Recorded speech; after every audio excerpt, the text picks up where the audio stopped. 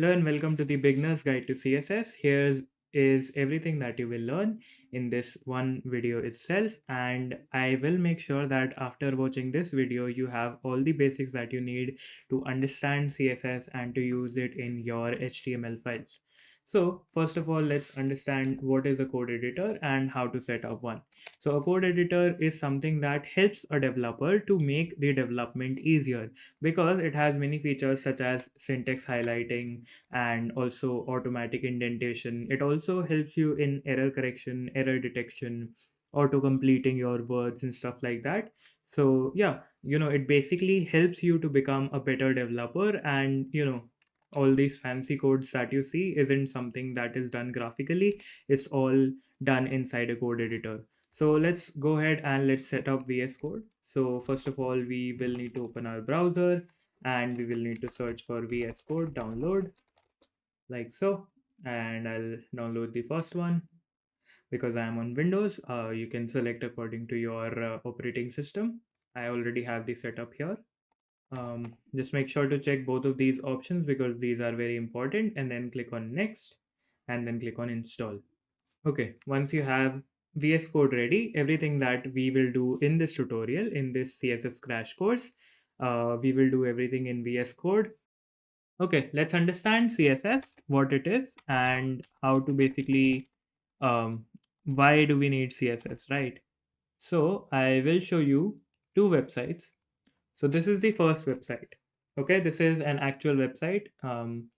And you can see that it is not looking very beautiful, right? It's not made very beautifully. It's kind of something that is probably put together within a few days or something like that, and doesn't look good in my opinion. And you can see that any page on this website doesn't look good, right? Now I'll show you another website, which is this one. You can see that this looks much better, right? This looks much cleaner and it has harmony within it. So this is an example of bad CSS. This is an example of good CSS. What does this statement bring to your mind? CSS is basically styling of the page, and it determines what font you can use, what color you can use, and stuff like that. It basically allows us to style the page, style our HTML page to however we like, however we want, and to make it beautiful for our users to use and look at.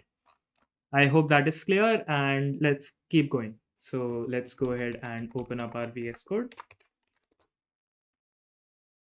Here is our VS Code. This is how it should look for you as well.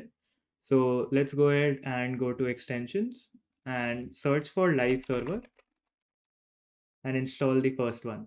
This helps you run live server, and basically it refreshes every time you make changes to your code, and it is a very good tool for you to get started with development directly. So I have this installed already. You can go ahead and install it as well.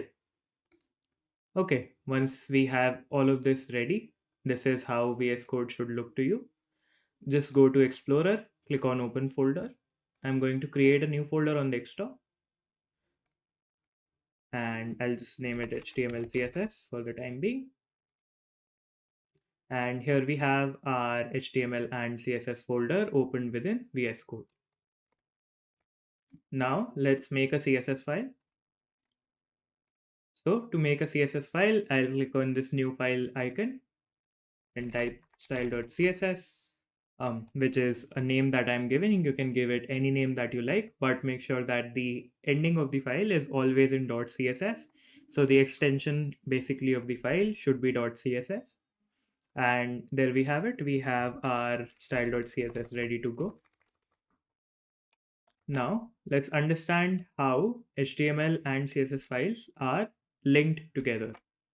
So to do that, go ahead and create index.html. I am hoping that you already know why we are creating index.html, because index.html is the main root file of any website. This is the first file that opens up. So that is why we are using index.html as the name. Now, because we are in VS Code, I can just directly type exclamation mark. You can see this and then hit enter. That gives me the boilerplate for HTML. which is basically the basic code that I need to start using HTML. It already gives me that and I don't have to worry about it too much. So now to link both of them together, we just type in link, like in a tag, and then rel equals style sheet, and then we go href, and then we go style.css, like so. And because we have already implemented the body background color to be black here, we can see that the HTML and CSS files are linked together very beautifully. I'll keep this black. Let's also try red for good measure. And yeah, you can see that these are linked together properly. So I'll just keep this black. You can also give colors in hex values, which is considered a better practice. So just type in hex color picker in your browser. So if you want to give black as the background color, it's considered a better practice to give the hex code for it, which is hashtag 0000000. That's the hex code for black. And you can see that it gives us a nice black background as well. Cool. We are going to close this and let's move further. Let's understand what is a CSS boilerplate. So as we already know, there is a boilerplate for index.html, or any HTML file needs all of this code. So as a rule of thumb, all the programmers in the world have agreed to a boilerplate for CSS as well. So the boilerplate for CSS is something like this. So basically say margin 0, padding 0, and then box sizing, border box, and then go ahead and say HTML and body. We want you to be width 100%, and we also want you to be height 100%. Why are all of these required? First of all, this is the universal selector. So it selects all the elements on your page and give them these properties. So, it basically says that reset all the properties that are applied by browsers, devices, or, any other user-based interaction or user-based code that is present on the page. We just don't want it, and we basically want to get rid of it to make our website look exactly how we want it to be displayed on the user's computer. This is the boilerplate for that. And because we are using VS Code, we can also minimize these codes so that we don't get interfered by that. Cool. Let's go ahead and look at what's next in our slides. So now let's understand the correct way to write good CSS code. What do I mean by that? There are multiple ways to write CSS code or any type of code basically. So, people generally tend to, mix things up and write something which is not very understandable. I'll show you with examples. So let's create an h1 tag and let's say that we want this to be called hello. Cool. You can see that we have got hello here, and let's just duplicate this a couple of times. So you can see we have got multiple hellos. Let's change this to be hello 1, 2, and 3. Cool. So now we have got hello 1, 2, and 3. I'll just zoom in my browser so that you're able to see properly. Cool. So let's say that you want to target all of these headings together. So what will you do? You will just say h1, and then basically this is the way to declare CSS. This is the selector, these are the declarations, and then inside we call our properties. So let's just say that font size I want to be 2em, or rather 300 pixels. So they go huge, but let's do 30 pixels for the sake of this tutorial. Let's do 10 actually. Yeah, that makes more sense. Cool. And let's say that we want the font family to be Montserrat. So it changes to Montserrat. And then let's say that we want the color to be, let's give this red. So FF000 and 00. There we go. So this is how you are able to target all of these, right? But now there are multiple ways to target singular elements as well. So there is class. These are basically called attributes. So there are class and there is ID. There are no specific rules for class. You can start with numbers, you can start with alphabets, you can basically call it anything. So I'll just call this heading. For IDs, the rule is that it should always start with a letter. So it can be this, it can be this, doesn't matter, but it should always start with a letter. So let's do heading 1. Now, if you see, there is a bit of confusion as to first how will I call a class and how will I call an ID in my CSS actually. I'll show you that first. So to call a class, we do dot heading or the name of the class rather. In our case, it is heading. So it is called dot heading. Cool. Now let's say that we want this to be black color. So let's just do black color. As you can see, it changes the color of the class that the element that has the class of heading. Cool. Let's say now I want this to be a different font. So let's just target the heading 1. Now, why are we using an hashtag here? Because IDs are targeted using hashtag and classes are targeted using a dot or a full stop. Now, let's say that I want the font family to be Comic Sans. Why not? It needs to be okay. Let's just try a different font family, something like this. Yeah, there we go. You can see that it changes the font family. Now, why are these multiple fonts there? Let's just remove all of them. Let's keep serif, and you can see the font family has changed. Let's also change the color. So let's just make the color black as well, I guess.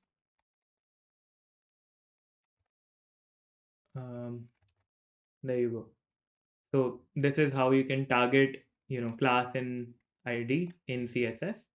Now, a good rule of thumb is to give relevant names. So for example, if you want to have the same properties applied to multiple elements, for example, let's say that I wanted this to be applied to this and this element as well. So both both 2 and 3 should have all the properties that this element has. I would use a class. Why? Because IDs need to be unique throughout the page. So I cannot assign heading 1 ID to any other element. So you can see both of them have also applied this color here, right? And this is how basically class works. And it's a good idea to give relevant names that you can remember easily without having to look up your code every time. And it is also a good idea to call this h1 rather heading 1, head 1 or something like that, so that you are able to understand which class or which ID are we talking about here. So let's say that this all was in a div. So let's just create a div. And let's say that all of this was in a div, and the name of the div, let's just give it a class of hero. Cool. And let's say everything here was in the hero section. Let's just get rid of this. Now, it might be possible that you only want uh, this h1 to be italic. You might just want this h1 to be italic, and you might want every other text to be in the same color, or you might just want this to have some other property which will not be used anywhere else on the page. So I can give this an ID saying that this is the hero heading, which is, it's a way of saying that, this is special, treat this differently or something like that. And then in CSS I can just say hero heading, just change it to that, and I want this to be actually red. So I'll just say that please make this red for me, which I can also do through this. Cool. And then let's say I want this to be italicized. So font, text, decoration, and I want this to be underlined. So you can see this is something which won't be there on any other page or any other part of the page. So that is where we can use ID and class. Cool. Let's go back and look at width and height. So that's very basic. That's very, very basic to understand. You see this browser window. I'll just remove everything from the code to make it easier for us. Cool. So we see this browser window. The the area from left to right is the width, and area from top to bottom is the height. So to understand this, let's make a box here. Let's assume that this is our browser window, and the entire area within this browser window is where our website is placed. Now the area from left to right, so this area is the width. Let's assume that this width is x, and let's assume that this height is y. Cool. Why are we assuming x and y? Because this may be different for everyone. So let's say that you have a bigger monitor, um, a monitor which is wider than my monitor, then the x for you will be different and the y for you will be different, of course, right? So this is the width of the monitor and this is the height of the monitor. And in CSS, you can actually target width and height. I'll show you how. Let's open back our here. So if I just type dot and then I give this, square, so it creates a div which has a class of square. This is possible because we are using VS Code. And then let's say we want to target square. Here, let's say I want the width to be 200 pixels and I want the height to be 200 pixels again. So it becomes a square. And then let's give it a background color of black. And because we are zoomed in so much, it looks like we are covering the entire screen. So you can see we have got ourselves a square which has a width and a height. And now there are multiple values that we can use to target width and height as well. So let's understand all of those.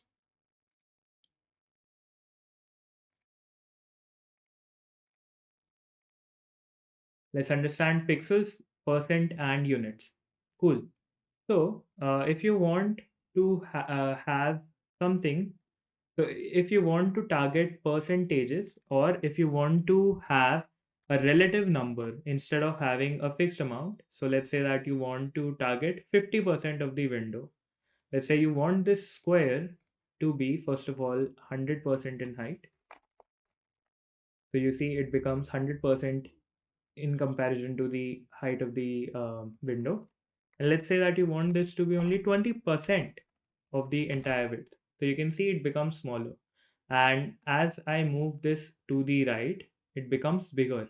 Why is that? Because percentage is a relevant number and it is taking into account the total available area for it to be expanding. So for example, I want it to be 50%. So half of the screen is covered with the box. Let's say I just want a quarter to be covered. So I can do 25% and it covers a quarter of the screen. You Are you getting me? So this is why we use percentage if it is something that we want to target relative to the size of the screen or the amount of space that is available to us for the screen. If we want to target that, we use percentages. And let's say if we want to move the square a little bit to the if we want to move certain elements just a little bit here or there, then we use pixels. Cool. Now let's understand pixels. So for example, if you want this to be 25 pixels, 250 pixels rather, it's just not visible, and 100 pixels, 200 pixels. So you can see we have got this width and height here. Let's say that I want to have this just a tad bit bigger. I just want this to be, 300 pixels instead of 250. So, it becomes 350 pixels or 300 pixels in height. So this is how we use pixels instead of percentages, because this is not a relevant term. This is something which utilizes the pixels on screen. Pixel you can consider as a very small dot, or the smallest unit um, in the computer world is pixel.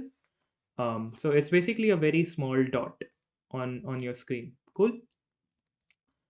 Okay, let's go ahead and see what's next. Okay, a very interesting topic is margin and padding. So now I'll show you what I am going to teach you first. So let's consider this an element. So let's say that this is a box, and this is a box which has red color filled in it. Cool. Now let's say I want to have it away from the screen. So as you can see, this is kind of away from the screen right now. It is having some distance from the left and the right, and the bottom and top as well. So this distance that is created from outside the element is called margin. And let's say that I have some content written inside the box. So all these lines that I'm drawing now are actually, content inside the box. But I don't want this to be covering entire space from left to right. I don't want this. I want, sorry, I'll just do something real quick to make it easier. Okay. I don't want the content to cover the entire space from left to right. What I wanted to do is have some form of imaginary border inside the box. I wanted to have some distance from the box's outline and the content within it. So I just wanted to have some distance here. That is called padding. And padding is basically also called imaginary border inside the box. So let me show you in the code editor what I mean by all of that. So let's keep our square here. Cool. And I want to have some form of content here. So I'll just say lorem 25, and it gives me some content. We are not able to see it because, well, it's in black color as well. So let's call it color and white. So now we can see the text, and the hex code for white is FFF. Cool. Now we have got the white text within our box. As you can see, everything is kind of, doesn't have any space whatsoever. So if I want to have some form of space from the outside world, from outside the box, I give it margin, and I say that please give it 20 pixels margin. So it moves 20 pixels away from all sides. Agreed? Now there are four margins that you can apply. Margin top. So let's say I want it to be 100 pixels away from the top. Now you see it only applies to the top. Then margin left, it applies only to the left. Margin bottom, so it's only applying to the bottom. And then margin right, then it only applies to the right. Okay. Now let's say that you want to center align this throughout the window. You want it to be center aligned. So what you can do is just say margin left auto, it takes it all the way to the right. And then margin right to be also auto, takes it to the center of the screen. That's a neat trick, right? Why? Because it is applying automatically the amount of space available to the left and the amount of space available to the right. So it always stays in center no matter the size of the screen. Cool. Now there is a easier way to write the margin. This is also called shorthand. So if you want to write margin, and now this works in clockwise motion. So first the top will come, then the right, the bottom, and the left. Cool. So if I want to apply to the top, let's say 10 pixels, and then to the right, let's say I want to apply 0 pixels, and then to the bottom, I again want to apply 10 pixels, and then to the left, let's say I want to apply 100 pixels. So as you can see, it moves more distance from the left than it moves from the top or the bottom or the right. Why? Because I have applied 100 pixels uh, to the left of the box. Agreed? Now this works in clockwise motion. So if you have seen a clock, it works in this kind of way. So this is the top, this is the right, this is the bottom, and this is the left. So the shorthand works in clockwise direction, so it goes from the top to right, then right to bottom, and then bottom to left, and then goes back to the top. Obviously we don't want to have this running in a loop, but you get my point. Okay, now let's also have a look at padding. So you can see that this text is very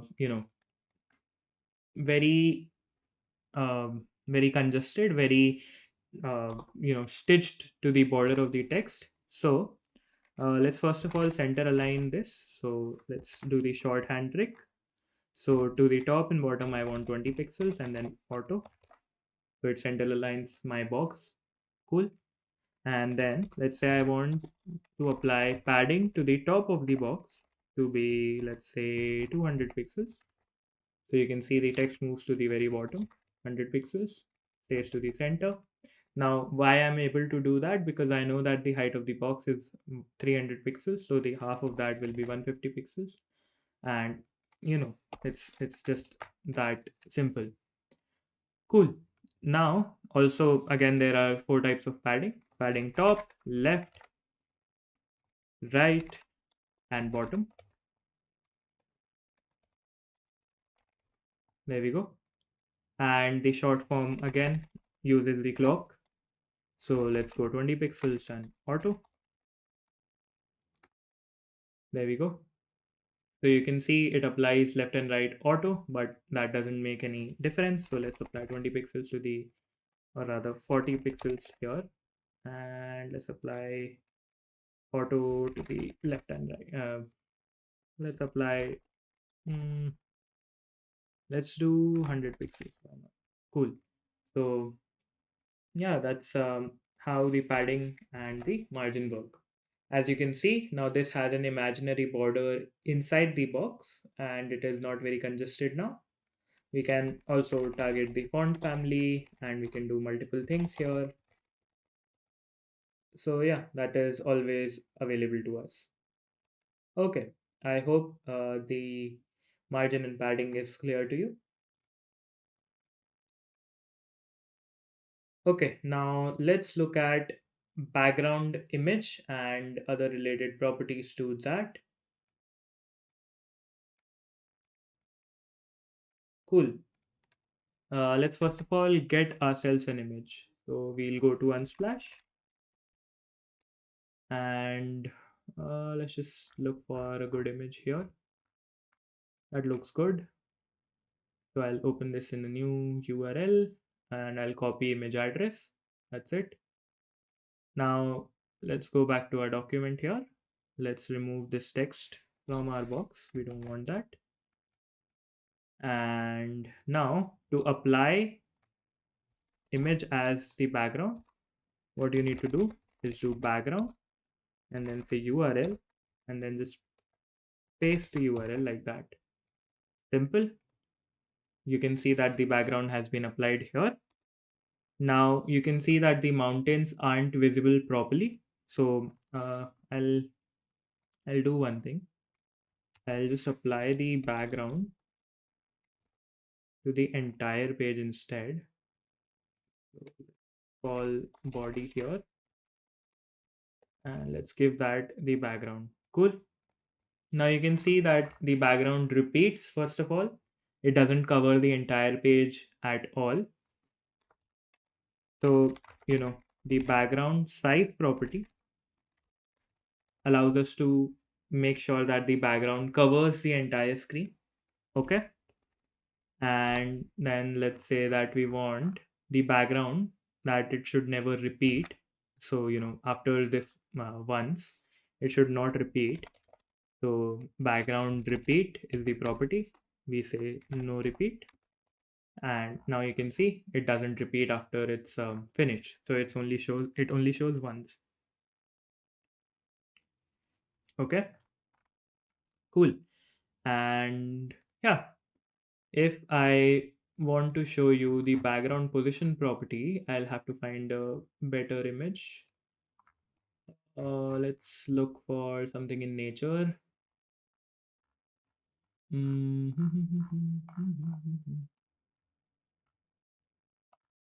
I'm trying to find a good image for the demonstration. Cool, this will work. Okay, so I'll just copy image address and I'll paste it here. Save that. So you can see we have got the elephants here. Let's remove this and let's now make it full screen. So you can see that this only applies to this size of the screen. And now we will use our box to understand the background positioning. Here we have our box.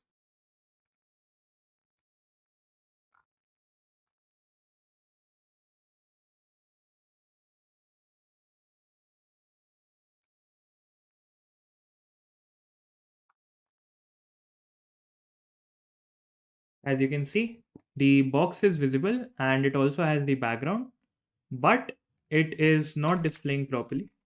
So let's say that we want the background to only show the center part. You can see it shows the center part. If we want to show the bottom, it shows the bottom part of the image. If we want to show the top, it shows the top part of the image.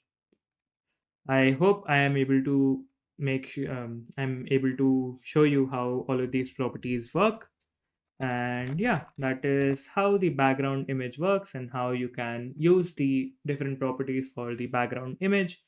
And yeah, you can start creating your own backgrounds.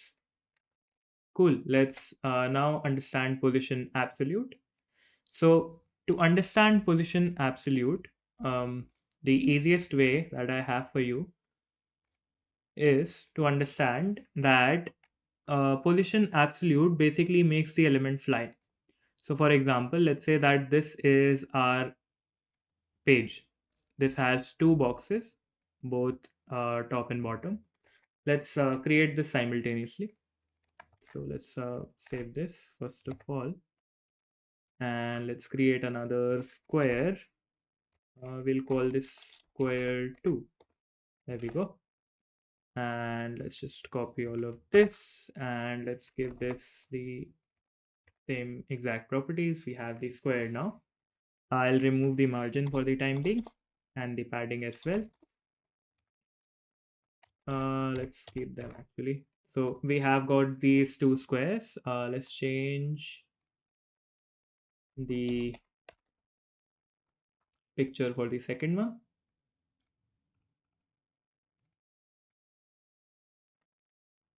There we go.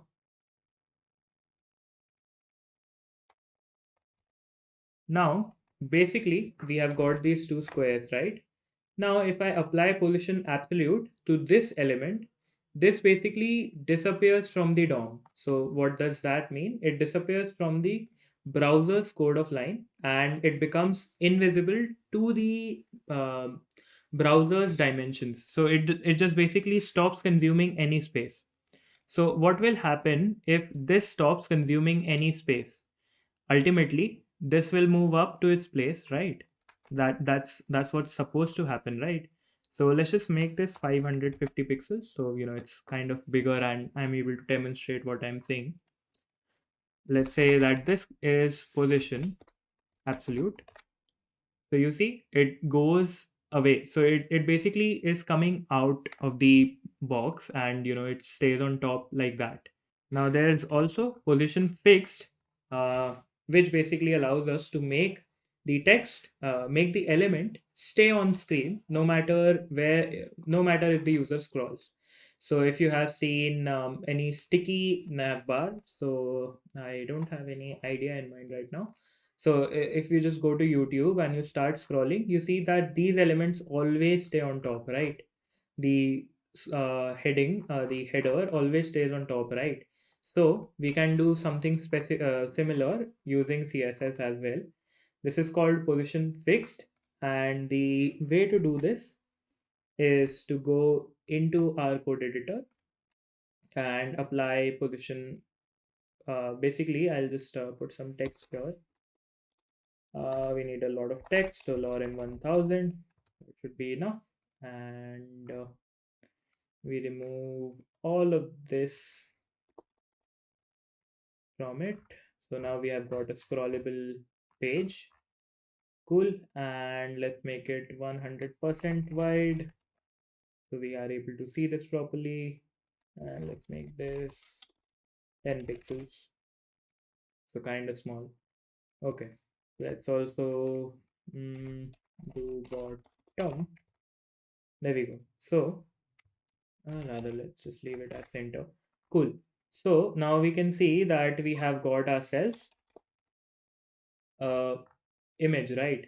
Now let's say I want this to be staying on top when I'm scrolling down. So I'll just make sure that we have this text visible here. So let's say I just want this to stay exactly where it is even when I scroll, right? So then I can use position fixed.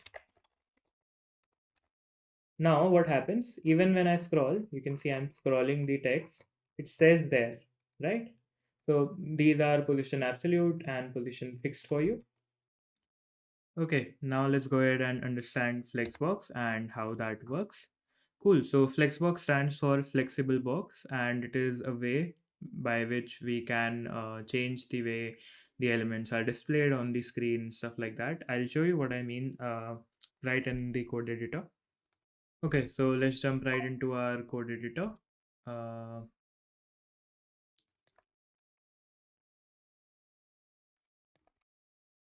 okay, so to understand Flexbox, the best approach that we have is to first of all make this a better representation.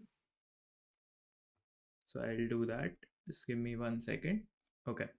So let's first of all make this better because I cannot understand Flexbox like this.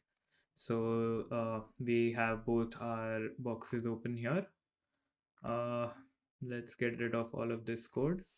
We don't need that anymore. And let's remove this as well. And let's remove this as well. So we'll create 3 boxes. There we go. And I'll call this 1, 2, and 3 here, like so. And then I'll target the box elements here, and I'll say that please have a margin um, of 20 pixels and then auto from the left and right. And then please have a width of 200 pixels and a height of 200 pixels, like so. And then I also wanted to have background color of white. So there we have it. We've got those 3 boxes. And then I want the font size to be 20 pixels, rather 4 em. There we go. And I want the text to be aligned center. And then I'll also like it to have some form of padding from the top and bottom. Let's say 40 pixels, rather 80 pixels. That goes way beyond. So let's just do 25%, maybe. Too much. Okay, let's do 10 pixels for the time being. There we go, kind of in the center. So now you can see that we have got 3 boxes here, and all of them are in the center of the screen. So let's just not do that. Let's keep them to the left of the screen. And as you can see now, we have got 3 boxes. That's what we want, right? But we can actually change the way this is looking by wrapping all of them in a container. So let's say I wrap them inside a container and I call this flexbox container. Okay, and inside this container I can apply multiple CSS. So if I do flexbox and then I target the container, so let's say that I want this container to be displayed as flex. So I just type display flex, and then I want this flex direction to be row. So you can see they appear in a row, and I can also do column, so they appear in a column. I can also do column reverse, so they'll appear 3 to 1. So just the opposite way. Similarly, I can also do row reverse, so it'll appear in the opposite direction. So we can change the way how it looks, and it'll look the same no matter the direction of the screen, stuff like that. Cool. Those are the properties. So there is also another property which is the flex wrap property. I'll show you what does that do. So the flex wrap property specifies whether the flex items should wrap or not. So for example, let's say that we had more boxes. Um, let's say we had more boxes. This should be 4, 5, 6, 7, 8, and 9. So you can see we have got 9 boxes now, and all of them are visible like this. But let's say that I wanted them to be visible on the screen at least. So I can do wrap, and they will basically take the screen size into consideration and automatically wrap itself. And I can also do no wrap. That basically is the default option, wherein it doesn't wrap no matter the size of the screen. It will still be shown in a row, in a singular row rather.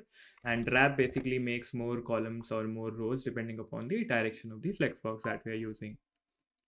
Cool. There is wrap, no wrap, and wrap reverse. So I'll just show you what does that do. So you can see it just reverses the order, but it keeps the same properties. Cool. Now we can do both of these in a singular line. To do that, we use flex flow, where basically we can first of all define the direction. So let's say I wanted this to be in a row, and then I wanted this to wrap. So I'll just write like this, and I can remove both of these from here. So you can see it's still the same, and it hasn't changed anything about the way it looks. It's exactly the same, right? Cool. So this is how the flex flow property works. Now let's remove the additional boxes first of all. So you can see we have got 2 boxes. Now let's say that we wanted to align the flex items. So let's say we wanted to align the way the flex items are shown. We didn't like the way this is shown exactly, or rather we just wanted to align the items with respect to the screen. What do I mean by that is just that, for example, if this is the size of my screen, I want this to be always in the center and not to the left of the screen or anything like that. So I can do that using flex as well. How can I do that? There are 2 properties that we have. So first of all, we will look at the vertical part of it. So for example, if I wanted it to be in the center, I can say justify content and center. Save that. You can see it moves to the center of the screen. There is flex start and also flex end. So it basically moves to the starting of the flex box or to the end of the flex box. There is also one very beautiful thing about flexbox, that I can say that you please have space between the elements. So you can see both of them cover the entire screen but have the space between. They can also be spaced around. So they will have the space available all around. They can also be evenly spaced. So you can see all of these spaces are even, right? So that is how that works. Cool. Let's just make this center for the time being, and let's center align the flexbox, in the horizontal part of our screen. And then we can also look at the vertical part. So for the horizontal part, we use justify content, and for the vertical part, we use align items. So if I want to align the center to the center of the screen, then we can do that. But you can see it doesn't change it because I don't have any height specified here. So if I specify 100 VH, it will be aligned to the center of the screen. I hope you are getting my point. I can also align this to flex start and flex end. I hope you are able to visualize and understand both of these examples. I can also stretch both of these. So what happens here is, I'll show you. It takes the entire screen. It takes the entire area. So if I just remove the height from here, you can see it is covering the entire uh, size of the box. And otherwise, if I just remove this and I say align items to the center, it won't be stretched. I hope I am clear. Cool. We can also align items to the baseline. So baseline is basically if both of these boxes had different size, so they would have an imaginary line going through and they would be aligned to the center of that line. There we go. That's all of it. Now let's look at other properties of the flexbox. One is called align content. So align content. This is used to basically align the as we know that flexbox is wrap. So we'll bring all of these back. Cool. So as we know that, these have some space in between as well, right? So we can change that. We have multiple properties for that as well. So first of the properties is space between. So you can see they have the space in between them, but the left and right is kind of, aligned properly. There is space around. So all the space has been taken around, but now the boxes aren't visible anymore. So those are the two main properties that we can align using Flexbox. But if you want to center the Flexbox, these two properties are more than enough. Justify content center and align item centers. It is more than enough to align everything to the center. Cool. I'll just get rid of all of this to make it easier for us to understand everything. Cool. That is our Flexbox. And now let's go to the order property. So, Flexbox can have orders as well. So, for example, if I want to display these boxes in a different layout or in different order, I'll just bring back these three. Uh, let's just bring back these three. There we go. Cool. So let's say that I wanted to display 4 3 2 1, or rather, let's take a different number. So 5 3 2 and 1. But I had this written like this, right? But I wanted to display that 5 should be here. So 5 should be order 1. I'll just write the CSS as well here itself so that I'm able to show you what I mean. So I'll put the style here and then I'll type order. There we go. And yeah, that's the property. That's all you need to know about. Cool. So let's say that we wanted 5 to be first, then we wanted 3 to be there, and then we wanted 1, and then we wanted um, 2. So if I save that, you can see 5 3 1 and 2, they appear like that. So Flexbox can be used to basically show any div in a specific order. And you can also write the CSS in the CSS file. It doesn't really matter. I just wanted to show you very quickly what I mean. Cool. Let's get rid of that. So we have got our 1 2 3 again. Now we have also got flex grow property and flex shrink property. But all of these properties are something that comes later down the line. So this much flexbox is good enough for you to get started. I hope this video and this complete tutorial was helpful to you. And if it was, please leave a like, please share, and please subscribe to the YouTube channel. Yeah, thank you. Have a great day.